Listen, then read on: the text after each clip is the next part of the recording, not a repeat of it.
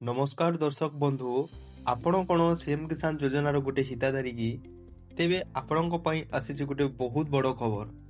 केवल चाषी भाई माने नुहंती एबे चाषी परिवार समस्त पिला मानक पई मध्य राज्य सरकार एवं ओडिशा सरकार देउछंती गोटे बड़ सुजोग। नवेम्बर 30 तारिख होची शेष तारिख।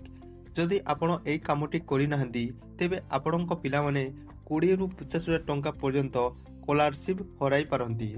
एहा सहित सीएम किसान योजनार परवर्ती किस्ती टंका केबे आसीबो जानिबा पई वीडियोटी को शेष पर्यंत निश्चित देखंतु।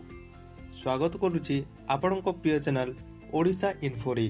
तो बंधुगण आपण माने जानिथिबे जे पूर्वरु थिबा कालिया योजना वर्तमान रो सीएम किसान योजना रे परिवर्तन होईची।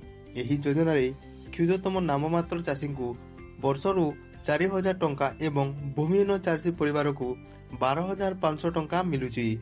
हेले आज सबुठारु गुरुत्वपूर्ण खबर हेउची कृषि विद्या निधि योजना विषय रे।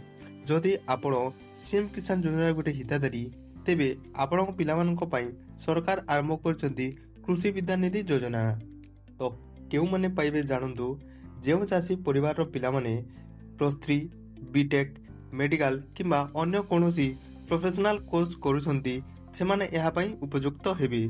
तो बंधुगण मने रखंतु एही योजना रे आवेदन करिवार शेष तारिख होची 30 नवेम्बर।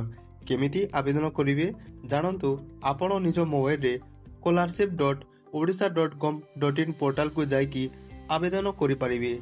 आवश्यक डॉक्यूमेंट हेउची Aadhaar card, college I card एवं सीएम किसान आईडी। तो वर्तमान आसीबा टंका विषय रे अनेक चाषी भाई माने कमेंट करछंती जे नुआखाई किस्त तो मिली सारिछि हेले परवर्ती किस्ती केबे मिलो आमे जानि नाही। तो सीएम किसान योजना रे नियम अनुसार वर्ष को 2 थर टंका मिले। प्रथमे नुआखाई रे एवं द्वितीयटी होची अक्षय तृतीया समय रे। तेनु आपणको परवर्ती किस्ती 2,000 टंका एप्रिल में 2026 रे मिलिबार संभावना अछि। गुरुत्वपूर्ण सूचना हेउची जदि आपणकर ई-केवाईसी होई नाही किंबा बैंक खाता सहित आधार लिंक होई नाही तेबे तुरंत बैंक जाई ठीक करंतु, नचेत आगामी टंका अटकी जाई पारे।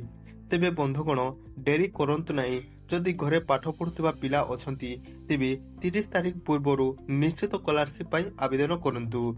जदि आपणकर सीएम किसान योजना रु नै किछि भी प्रश्न अछि तेबे तले कमेंट करंतु। मु चेष्टा करिबी आपणकर उत्तर देबा पई। वीडियोटी भल लागिथिले लाइक करंतु एवं सांग मानक सह शेयर करंतु जहा फलरे सेमाने मध्य तारिख सरिबा पूर्वरु आवेदन करि परिबे। धन्यवाद। जय जगन्नाथ।